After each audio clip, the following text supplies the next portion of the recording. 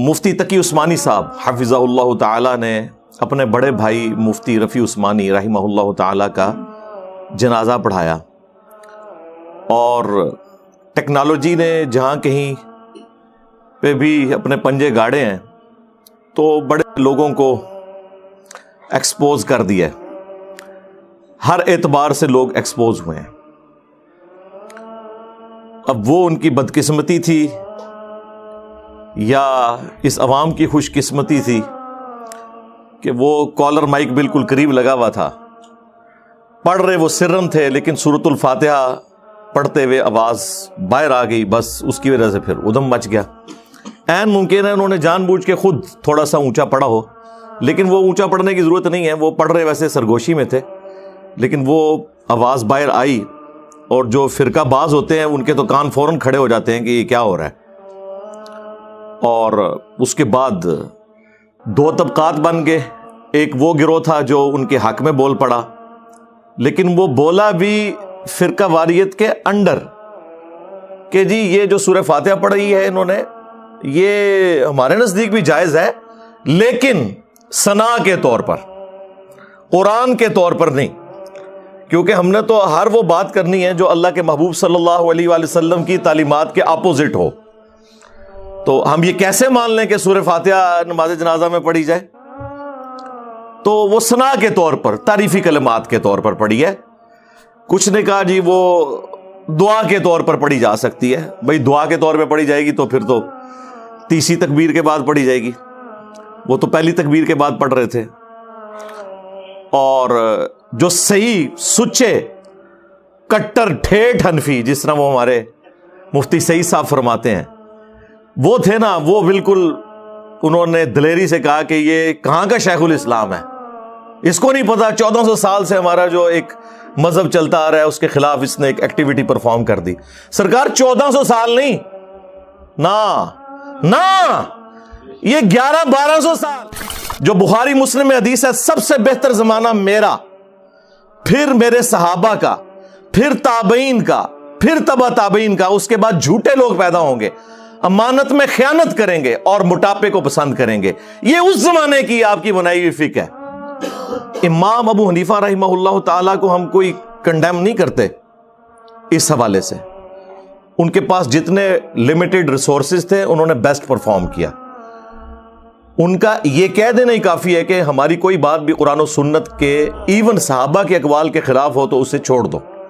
حجت اللہ البالغہ میں شاہ ولی اللہ دہلوی، جنہیں بریلوی، دیوبندی، اہل حدیث تینوں 12ویں صدی کا مجدد مانتے ہیں، صرف عجم میں نہیں عرب کے لوگ بھی انہیں بڑی قدر کی نگاہ سے دیکھتے ہیں اس کتاب کی وجہ سے۔ وہ اردو میں ٹرانسلیٹ ہو چکی ہے، لیکن ہمارے درس نظامی کے کورس کے اندر اس کے نوٹس پڑھائے جاتے ہیں۔ میں بلیو ایریا کی مسجد میں آج سے آلموسٹ 14 سال پرانی میں بات کر رہا ہوں، دیوبندیوں کی ایک مسجد میں بیٹھا ہوا تھا، تو وہاں مفتی صاحب سے ایک ڈسکشن شروع ہوئی، تو میں نے انہیں کہا کہ حجت اللہ البالغہ میں تو شاہ ولی اللہ دہلوی نے تقلید کو اس امت کی خرابی کی سب سے بڑی وجہ بتایا، اور انہوں نے تو کنڈیم کیا ہے اندھی تقلید کو۔ وہ کہتے ہیں کہ قرآن و سنت کے دلائل کے اندر اندر آپ نے کسی کی بات ماننی ہے، اور انہوں نے تو ائمہ اربعہ کے اقوال نقل کیے ہیں۔ وہ بندہ انکاری ہو گیا، وہ کہتا ہے میں نے پڑھی ہوئی ہے۔ میں نے کہا آپ نے پڑھی نہیں ہوگی، آپ نے صرف نوٹس پڑھے ہوں گے، لے کے ہیں حجت اللہ البالغہ میں آپ کو نکال کے دیتا ہوں۔ خیر وہ اٹھے نہیں پھر وہاں سے لینے کے لیے، کیونکہ انہیں اندازہ ہو گیا کہ ہمارے ساتھ کام ہمارے بڑوں نے ڈالا ہوا ہے۔ یہ ان لوگوں کا حال ہے۔ تو شاہ ولی اللہ دہلوی نے ایک چیپٹر اس میں یہ بھی باندھا ہے کہ امام شافعی رحمۃ اللہ علیہ نے جب فقہ حنفی کو اور فقہ مالکیہ کو دقت نظر سے پڑھنا شروع کیا تو انہیں اندازہ ہو گیا کہ اس کے اندر تو کئی ایک چیزیں ہیں جو صراحتاً مرفوع احادیث کے خلاف ہیں۔ پھر انہوں نے اس کی کھوج لگائی کہ یہ ٹوٹی کمند کہاں، تو انہیں اندازہ ہوا کہ امام مالک اور امام حنیفہ ان کے اندر ایک کمزوری تھی کہ وہ تابعین کے اقوال سے بھی حجت پکڑتے تھے۔ یہ کوئی ایسی کمزوری نہیں ہے جسے کوئی کمزوری کہا جائے، لیکن جب صحیح احادیث آ جائیں تو پھر تو تابعین کے وہ قیاس یا ان کے کیے ہوئے اجتہاد تو قبول نہیں کیے جائیں گے۔ تو پھر انہوں نے اس کی ریمیڈی کی۔ اسی لیے آپ کو فقہ شافعیہ میں اور فقہ حنبلیہ کے اندر بہت کم کمزوریاں نظر آئیں گی، اور اس کو ایپیکس پہ پہنچایا امام بخاری اور امام مسلم نے. انہوں نے تو پھر کسی کو نہیں چھوڑا, سب سے اختلاف کیا. اور اسی وجہ سے شاہ ولی اللہ دہلوی نے اس میں یہ بھی سجیسٹ کیا کہ میری رائے یہ ہے کہ اب جب کہ ہمارے پاس احادیث کا خزانہ آ چکا ہے, ہمیں چاہیے کہ ہم ان سارے فقہاء کرام کی تعلیمات کو جوڑ کر احادیث کی روشنی میں دیکھیں اور ایک نئی فقہ مرتب کریں, جس میں جو مسئلے امام حنیفہ کے درست ہیں وہ لے لیے جائیں, جو امام شافعی کے درست ہیں وہ لے لیے جائیں. سرکار یہی بات تو ہم کر رہے ہیں, اور شاہ ولی اللہ دہلوی لکھ کے گئے ہیں. لیکن سرکار شاہ ولی اللہ وائرل نہیں ہوئے تھے نا, انجینئر صاحب وائرل ہو گئے ہیں.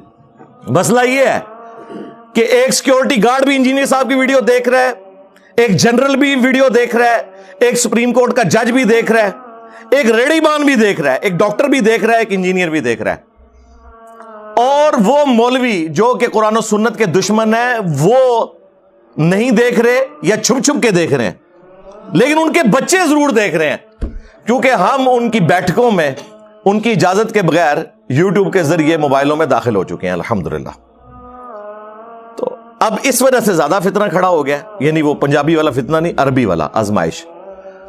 تو یہ ان لوگوں کی حالت ہے. یہ یعنی صفائیاں پیش کر رہے ہیں کہ فقہ حنفی بھی صحیح ہے اور مفتی صاحب بھی صحیح ہیں, اور جو کٹر ٹھیٹ سچے حنفی ہیں وہ کہہ رہے ہیں نہیں مفتی صاحب کی ایسی کی تیسی. تو میں سب سے پہلے سلام انہی حنفیوں کو پیش کروں گا جنہوں نے مفتی صاحب کو گالیاں نکالی ہیں کہ آپ واقعی سچے حنفی ہو, کیونکہ حنفیت کی بنیاد یہ ہے کہ قرآن و سنت اور اجماع کو پیچھے رکھ کے اپنے بابوں کے جو خیالات ہیں, ان کے نظریات ہیں, انہیں آگے لے کے آنا ہے. تو میں آپ کو سلام پیش کرتا ہوں, آپ واقعی ایک نمبر ہیں. اور جو دوسرے مفتی صاحب کا دفاع کر رہے ہیں, میں انہیں دعوت توبہ پیش کرتا ہوں کہ یا تو وہ اپنی اس فقہ کو چھوڑیں, یہ دو کشتیوں کے مسافر نہ بنے کہ بیک وقت دونوں چیزوں کو پیرلل میں آپ لے کے چل رہے ہیں. مان لے کے غلطی ہوئی ہے. ویسے تو بڑے فخریہ کہتے ہیں کہ جی وہ تو ائمہ کرام کے اقوال ہیں کہ ہماری کوئی بات بھی قرآن و سنت کے خلاف ہو تو اسے چھوڑ دو, دیکھو ہم اندھی تقلید نہیں کرتے, اور فخریہ یہ بات بتاتے ہیں. لیکن پریکٹیکلی کوئی ایک بات انہیں بتا کے بتائیں اور دیکھیں ان کے چہرے بتائیں گے کہ ان کے اوپر کیسی ناگواری آئے گی. قرآن و سنت کی دشمنی ان کی گھٹی کے اندر آ چکی ہوئی ہے.